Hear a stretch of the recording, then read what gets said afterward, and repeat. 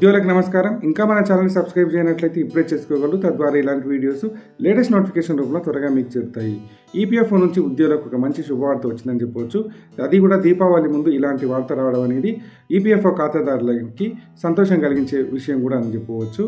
So ఇక్కడ విషయం ఏంటంటే సెంట్రల్ బోర్డ్ ఆఫ్ ట్రస్టీ సమావేశంలో ఉద్యోగులకు సంబంధించి కొన్ని ముఖ్యమైన నిర్ణయాలు అయితే తీసుకోవడం జరిగింది. అందులో భాగంగా ఈపీఎఫ్ఓ ఖాతాదారులు మెంబర్లు తమ అకౌంట్ నుంచి 100% అమౌంట్ని విత్డ్రా చేసుకునే వెసులుబాటును కల్పించడం జరిగింది. సో ఎంప్లాయీ షేర్ కాకుండా ఎంప్లాయర్ షేర్లో కూడా 100% అమౌంట్ని క్లెయిమ్ చేసుకోవచ్చు. సో ఇందులో మొత్తం 13 క్లాసెస్ ఉంటే అవి 3 పార్ట్స్గా డివైడ్ చేయడం జరిగింది. అందులోనూ ఇంకా ఎడ్యుకేషన్, ఇల్నెస్, మ్యారేజ్ సంబంధించిన ఈ అంశాలని అవసరాల కేటగిరీలోకి మార్చడం జరిగింది. సో ఇట్లాంటి కారణాలతో కూడా పీఎఫ్ అమౌంట్ని విత్డ్రా చేసుకునే అవకాశం ఉంది.